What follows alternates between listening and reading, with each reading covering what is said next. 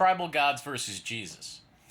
So after World War One, there was a theologian named Karl Barth. He came out and he looked at the fact that everybody was killing everybody else, and everybody thought God was on their side.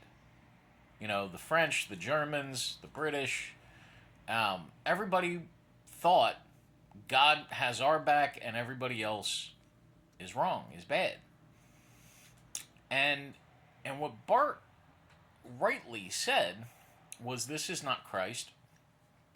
This is not New Testament. This is evil and wrong and distorted.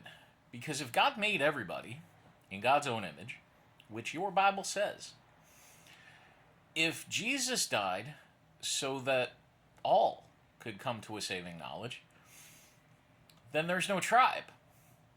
If every tongue, every tribe, and every nation is going to come together at, the fullness of God's kingdom, then being tribal is something that gets washed away. So, when we're worshiping a God of our own creation, when we're in a primal, primitive state of faith, religion, whatever, then we look at a God that we fashion to like us and hate everyone else, who's different, who's not us, who's whatever. And when we mature into the teachings of Jesus and the Spirit that the Bible proclaims comes to us and transforms us, we transcend tribe. We transcend category to love our neighbor as ourself, to love our enemies, says Jesus Christ in your Bible. Look at the apostles. They transcended every barrier, every region, every race, people of every different spiritual practice, people that were practicing what we would consider witchcraft or paganism or whatever. It's who they engaged with.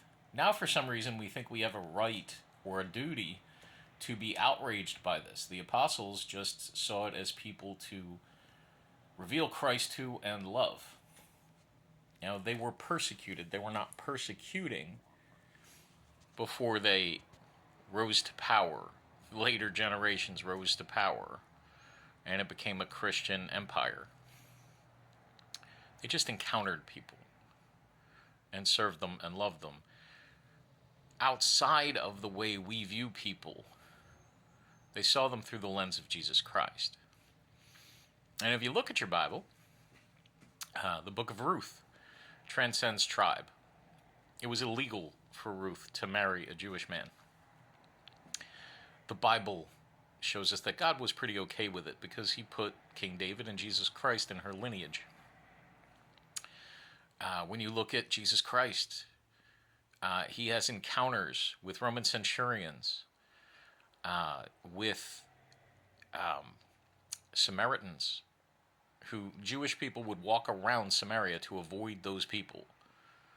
They were hated. Back to the centurion, they were being occupied by Rome. They were the oppressors. The Ethiopian eunuch is the first Gentile to receive the gospel post Jesus Christ's death and resurrection. Eunuchs were considered different. First off, they were Gentile, but secondly, they were not gendered in the same way as was culturally normal in that time. So when you're looking at a human distinction for who we can love, who we can pray for, who we can show Christ to, pray that God show you how God sees things, because it does not exist within a tribe. Do we judge people based on their safety for us, based on their deeds, based on their actions, based on their behaviors, based on potentially their status on Megan's Law registry? Yes, we do. We look at those things. We still pray. We still may be called to serve in some way, but we are wise as serpents.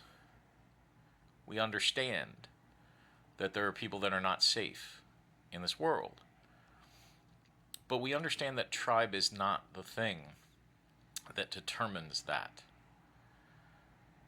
And we ask God to show us who God sees a human being to be. We don't conform to this world and the way that it categorizes people into castes of who's important and who's not. Because that's not how God sees things. Thanks.